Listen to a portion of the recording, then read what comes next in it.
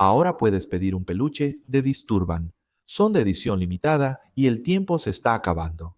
Da clic en el enlace de la descripción o comentario fijado para comprarlo hoy.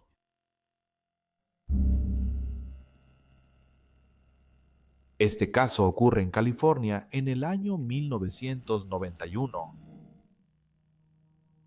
El 23 de abril de 1991, una mujer entra a una estación de policía y les entrega unas fotos Polaroid que contienen imágenes de un cadáver. Ella explica que había estado conduciendo por el desierto de Indio en California y vio algo en una zanja. Al mirar más de cerca, notó que era un cadáver. Así que tomó su cámara Polaroid y sacó algunas fotografías como prueba. La policía encontró el cuerpo de una mujer. Estaba completamente desnuda, excepto por un zapato. Su ropa estaba tirada cerca de su cuerpo, así como joyas y extensiones de cabello. Estaba claro que había sido atacada violentamente, pero esto era algo que la policía nunca había visto antes. La mutilación de su cadáver era repugnante. Le habían disparado en la parte trasera de la cabeza y luego fue agredida sexualmente. Después fue apuñalada varias veces en el cuello, estómago, genitales y recto. Le habían cortado los pezones, así como las orejas, y finalmente le habían arrancado los ojos. Como un acto final de humillación, las palabras «Amo a Jesús» habían sido talladas en su espalda, con una incisión en forma de corazón alrededor de la palabra «amor». No había identificación con el cuerpo, por lo que su identidad fue desconocida hasta 2 días después, cuando se supo que una mujer había sido reportada como desaparecida por su hija. El nombre de la mujer era Padre Van, quien tenía 38 años. Había sido llevada allí después de asistir al colegio comunitario por un compañero de estudios, Felipe Karl Jablonski. Para entender cómo Jablonski llegó al punto de cometer crímenes tan atroces, necesitamos regresar a su primera esposa, Alicia McGowan. Ellos se conocieron en la preparatoria, pero luego Jablonski se unió al ejército y fue enviado al extranjero. En 1968, él fue destinado a Texas y Alicia se unió a él. Fue aquí donde él se volvió sexualmente violento. Él le ponía una almohada en la cara mientras tenían relaciones sexuales para intentar asfixiarla. Otras veces, él la agarraba del cuello y la estrangulaba hasta que ella perdía el conocimiento. El abuso siguió aumentando y él intentó ahogarla en la bañera cuando ella le dijo que quería divorciarse de él, y más tarde la estranguló mientras estaba embarazada, deteniéndose solo porque su madre lo convenció de hacerlo. Alicia más tarde lo dejaría y pronto él se involucró con una mujer llamada Juana S., a quien conoció en 1968. En su primera cita, Jablonski cometió una agresión sexual contra ella. Sin embargo, Juana no denunció esto, ya que se sentía avergonzada y apenada. Ambos permanecieron en una relación abusiva y, en 1969, ella quedó embarazada y ambos se mudaron a California. Su vida estaba dominada por la violencia de Jablonski. Una vez, durante el acto sexual, Jane dijo que quería detenerse, pero en vez de eso, Jablonski sacó una pistola y la amenazó con dispararle si no continuaban. La golpeó con la culata de la pistola y la dejó inconsciente. Cuando volvió en sí, Jablonski estaba encima de ella. Continuó siendo violento con ella durante el acto sexual y repetidamente la dejaba inconsciente con una almohada. Su miedo era realmente ser asfixiada y que su hijo se quedara con Jablonski. En 1972, Jablonski, en un ataque de ira, le arrojó una sartén llena de grasa hirviendo. Afortunadamente, falló y ella lo golpeó con la sartén y lo dejó inconsciente. Luego tomó a su hijo y huyó. Meses después, en 1972, ocurrió otro incidente. Jablonski trabajaba en una empresa que entrenaba perros guardianes. Jablonski fue enviado a Benresque a entregar algunos perros a una mujer llamada Marcia y a su esposo. Les enseñó a la pareja cómo manejar a los perros y les dio consejos sobre su cuidado. La noche del 17 de diciembre de 1972, Jablonski volvió a la residencia para hablar con Marcia sobre problemas con uno de los perros. Durante ese tiempo, su esposo estaba en el trabajo. Jablonski le aseguró a Marcia que no había nada de qué preocuparse y le pidió que subiera a su habitación y mirara por la ventana mientras él cuidaba al perro afuera. Marcia hizo lo que él le pidió. Ella subió las escaleras, entró a su habitación y miró por la ventana. Pero él ya no estaba ahí. De hecho, la había seguido arriba y ahora estaba detrás de ella. Él le puso un cuchillo en la garganta y le ordenó desnudarse, amenazando con matar a sus hijos si no obedecía. Jablonski entonces la forzó a punta de cuchillo. Durante el ataque, él la golpeó en la cara con la base del cuchillo, fracturándole el hueso orbital. Hizo todo esto con un bebé de 8 meses en la habitación. Jablonski le dijo a Marcia que no sabía lo que estaba haciendo, pero que ya había empezado y que ella podía identificarlo.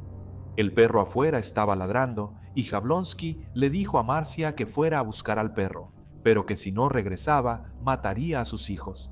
En lugar de agarrar al perro, Marcia salió corriendo directamente por la puerta hacia la casa del vecino. El vecino agarró su arma y corrió de regreso, atrapando a Jablonski cuando intentaba huir. El vecino apuntó con el arma y lo retuvo en la casa hasta que llegó la policía. Jablonski fue arrestado, acusado y enviado a prisión por este delito. Mientras estaba en prisión, Jablonski se hizo amigo por correspondencia de una mujer conocida como María M. Esto fue a través de un programa de intercambio de cartas en el que ella participaba con su grupo local de oración, donde escribían a prisioneros. Jablonski y María se escribieron durante el tiempo que él estuvo en prisión y cuando fue liberado, la convenció de que fuera a visitarlo. Después de algo de insistencia, ella aceptó de mala gana, pero dejó en claro que no comenzarían una relación de ningún tipo. María se quedó en su casa durante varios días. En el tercer día de su visita, Jablonski le dijo que, debido a que ella había sido tan sincera al querer ayudarlo, él iba a ser honesto con ella. Jablonski le dijo que una semana antes de que ella llegara, él había cavado una tumba para ella e incluso le ofreció mostrársela si así lo deseaba. Mary se negó. Jablonski dijo que había planeado matarla, pero debido a lo amable que era, no pudo llevar a cabo su plan. En el cuarto día de su visita, él entró a su habitación mientras dormía y la despertó. Jablonski le preguntó si le gustaría tener relaciones sexuales con él, a lo que ella se negó. Después de un ir y venir, ella aceptó ser atada con hilo de tejer, pensando que podría liberarse si lo necesitaba. Una vez que María estuvo atada, Jablonski salió de la habitación para tomar una navaja. Cuando regresó, María pensó que la iba a matar. En vez de eso, Jablonski le rasuró el área púbica y la fotografió. Luego la dejó ir y al día siguiente, María se fue. Las acciones de Jablonski empezaron a empeorar después de esto, y en febrero de 1977 conoció a una mujer llamada Linda Kimball. Los dos se volvieron serios muy rápido. Se casaron, pronto vivían juntos y tuvieron una hija.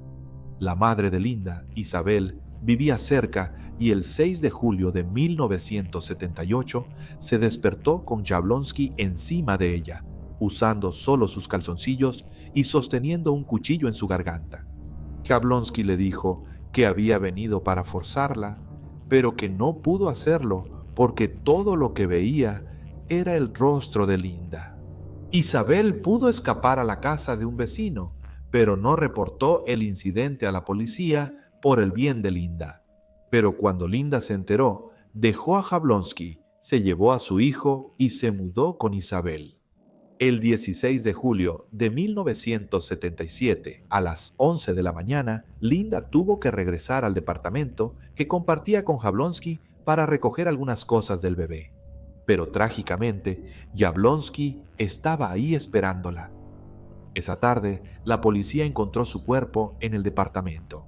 Había sido atada, golpeada, apuñalada y estrangulada con un cinturón. La causa de la muerte fue asfixia. En la escena del crimen, la policía encontró una nota escrita con a mano por Jablonski que decía: «Maté hasta la fecha a mi esposa, de hecho». Le dije que nunca criaría a Megan sola ni me dejaría con vida. Ella me suplicó que no la matara. Gritaste, pero se interrumpió de repente. Este fue el primer asesinato de Jablonski y fue arrestado 11 días después en Arizona. En el juicio se consideró que Jablonski tenía problemas mentales y solo fue sentenciado a 12 años por el asesinato de Linda.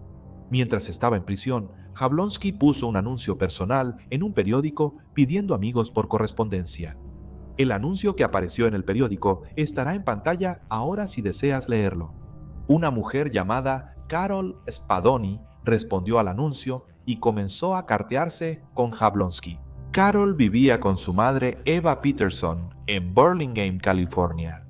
Para 1982, Carol y Jablonski estaban casados. Pero no mucho después de esto, Carol quiso terminar su relación, ya que le dijo a una amiga que él era raro y que le tenía miedo. En julio de 1985, Jablonski esperaba una visita de sus padres y de Carol, solo para descubrir que Carol no había venido. Esto enfureció tanto a Jablonski que agarró a su madre, la estranguló con un cordón de zapato y le tapó la boca. Afortunadamente, ella logró gritar pidiendo ayuda, y su esposo y los guardias vinieron a rescatarla. En 1990, poco antes de que liberaran a Jablonski, Carol contactó a Ricardo Muñiz. Ricardo Muñiz era amigo de Jablonski y excompañero de celda. Carol le pidió a Ricardo si podía llevarse las pertenencias de Jablonski, ya que no quería verlo cuando fuera liberado. Y Ricardo accedió. Más o menos al mismo tiempo, ella contactó al oficial de libertad condicional de Jablonski. Él le informó a Carol que Jablonski quería vivir con ella cuando fuera liberado. Ella le dijo al oficial de libertad condicional que no quería que él viviera con ella porque temía por su vida. Jablonski fue liberado en septiembre de 1990 y fue recogido por su amigo Ricardo Muñiz. Jablonski se quedó con él durante el fin de semana mientras recogía sus pertenencias que le había dado Carolina. Después de esto, se reunió con su oficial de libertad condicional y le informaron sobre las reglas de su libertad condicional. No se le permitía viajar más de 50 millas y no se le permitía ir a la casa de Carolina bajo ninguna circunstancia. Jablonski no estaba contento con esto. Se quedó con su amigo Ricardo y se quejó de que Carolina estaba siendo influenciada por su madre y que ella estaba interfiriendo en su relación. Jablonski después se inscribió en un colegio comunitario para estudiar clases de automotriz. Aquí es donde conoció a Jim Lorenzo, quien después testificó en la corte diciendo que Jablonski era un hombre inteligente y que también había comenzado a grabar las clases en su grabadora de cinta. El 18 de abril de 1991, Jim le vendió a Jablonski un revólver, sin saber nada sobre su pasado ni que tenía prohibido poseer armas. El 22 de abril vieron a Jablonski salir de la universidad con la padre Van y nunca más se le volvió a ver con vida. Esto fue el inicio de unos días salvajes para Jablonski. El 24 de abril de 1991, una amiga de Carol y su madre, Eva Peterson, estaba preocupada, ya que no habían tenido noticias de Carol ni de Eva durante algún tiempo. Esta amiga fue a su casa para ver si estaban bien. Cuando llegó, su preocupación aumentó, ya que había varios días de periódicos acumulados frente a la casa, y en la parte trasera había una jaula con gatos. Parecía que los gatos no habían comido ni bebido en un tiempo. Preocupado por Eva y Carol, el amigo llamó a la policía. El oficial de policía, Frank Pickens, llegó a la casa a las 7:20 am y escuchó perros ladrando dentro. No parecía haber señales de entrada forzada en la casa, pero la puerta del garaje a la cocina estaba abierta. La policía entonces entró a la casa y encontró el cuerpo de una segunda y una tercera víctima. El primer cuerpo era el de Eva Peterson. Eva estaba desnuda de la cintura para abajo y su blusa había sido levantada. Una toalla había sido doblada y empujada en su boca, y una bala había sido disparada a través de la toalla. Encima de su seno derecho había otro agujero de bala y una herida de cuchillo en el cuello. También había cortes en sus pezones y ojos. Una mancha de sangre en la cocina indicaba que la habían arrastrado por el piso. La herida de puñalada en su garganta fue hecha mientras ella aún estaba viva. La causa de la muerte fue la herida de bala en la cabeza y el pecho. La segunda víctima fue Carol Spadoni. Su cuerpo fue hallado en la sala con bata de dormir. Carol tenía cinta adhesiva alrededor de la nariz y la boca. Estaba tan apretada que le habría impedido respirar, pero Jablonski la apuñaló en la garganta y esto creó un agujero por el que podía respirar. Carol tenía una herida de bala detrás de la oreja derecha y 3 heridas de arma blanca en el abdomen.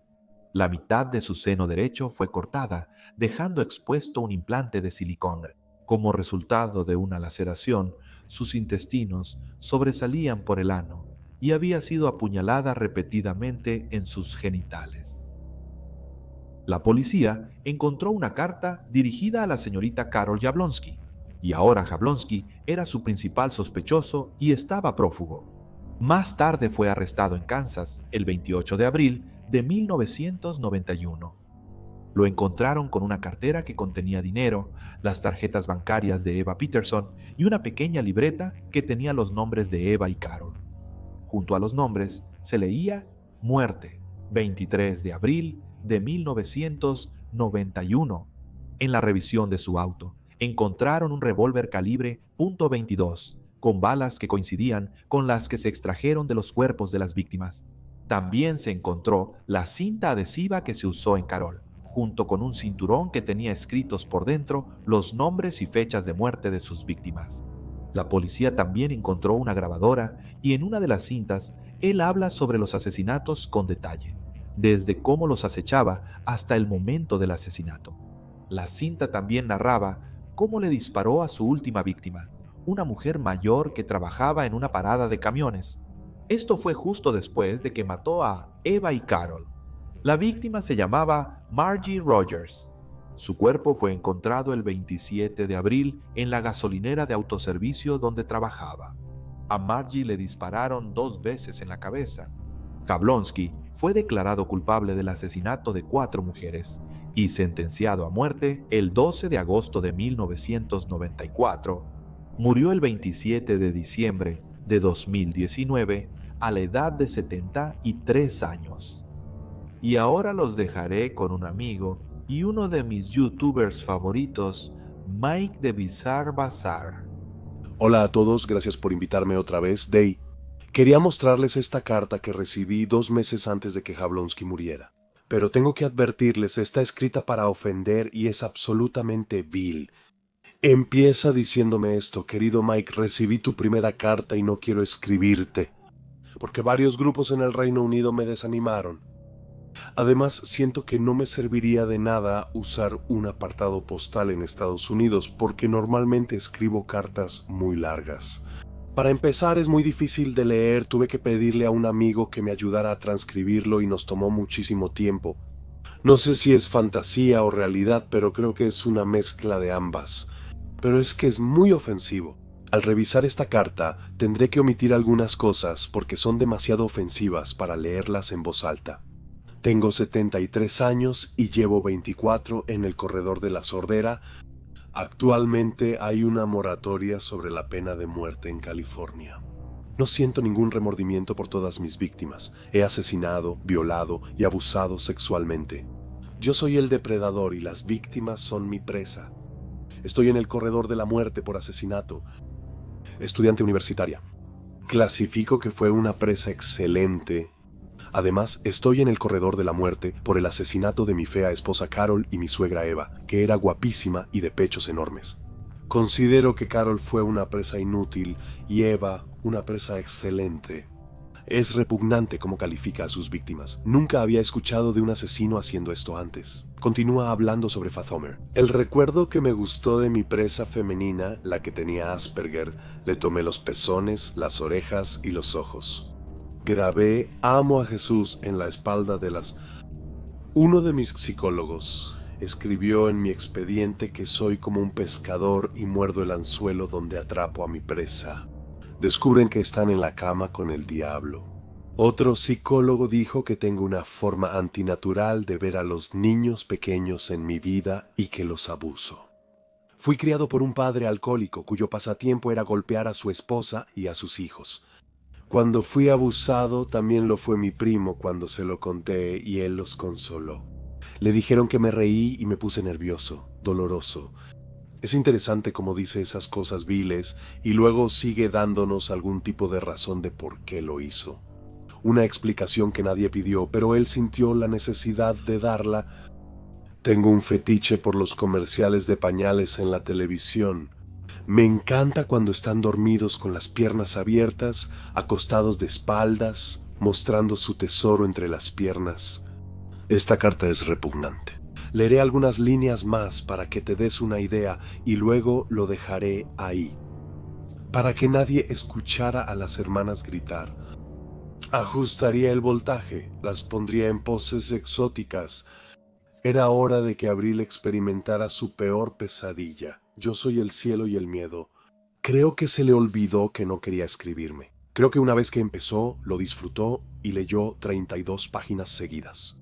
No creo que alguna vez haya un momento adecuado para leer esta carta completa, ya que es línea tras línea de las peores cosas que he leído en mi vida. Es apropiado que sea el testamento final de un asesino serial que murió poco después de escribir esto. Qué bueno que se fue.